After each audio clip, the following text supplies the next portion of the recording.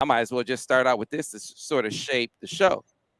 Uh, Makaha Fitz says, would love to know Al's thoughts on Joel Klatt calling out U of M's motion going to run and no motion going to pass play calling.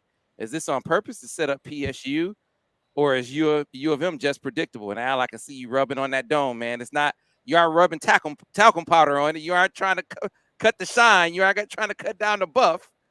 This is No, sounds like it's bothering you a little bit. yeah, I like Joe Klatt. I think Joe does as good a job as anybody at basic overall analysis, but that was completely unfounded. That was not researched.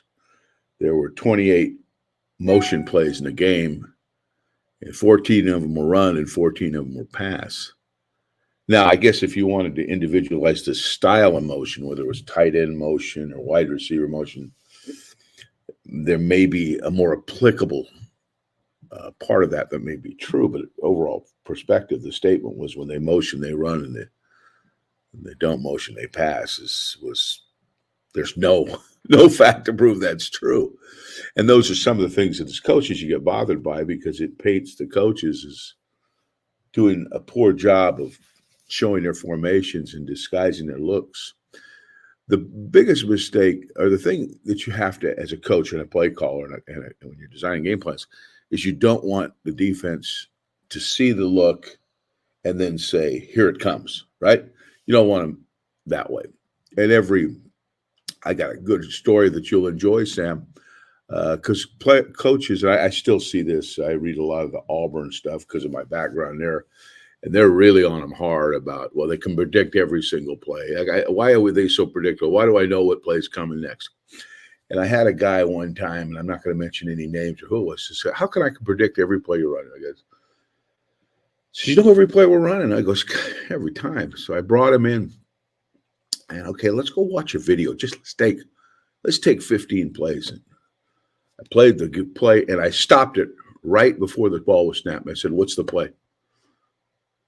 And the guy looked at me, and I went through 14 or 15 plays doing the same thing, running it to the beginning of the play with the motion or with the formation or where the ball was. Tell me the play.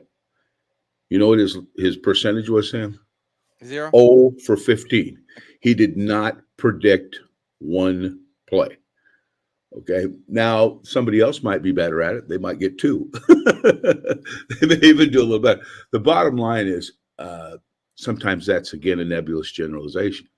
Sometimes when the play calling isn't as flamboyant as the fan base would like, or construed as conservative or whatever, everyone wants to believe that they know what play's coming, and more often than not, they don't. Other than the fact that maybe they can say it's a run or a pass, but you got a 50-50 shot in that, right? Yeah. So that's my point. Is there's a lot of nebulous generalization sometimes that I don't think, and sometimes dictated by narratives that aren't founded or researched. So a couple of things to me in this game to address, Al, to kind of get at that particular narrative.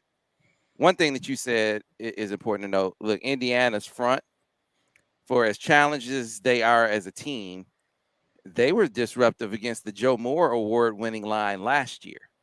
So if you sort of are disruptive a couple of years in a row, I says you do a little something that maybe bothers Michigan a little bit, not to an epidemic level, but some to the point where we need to give that credit. The other thing is, all right, so Michigan was moving the ball fairly well, and you saw Blake Corum run through like 11 guys for his first touchdown, right? He's rolling, and then Mike goes down, and you don't see Blake running in the back of his lineman. You don't see Donovan missing cuts. You don't see these things happen.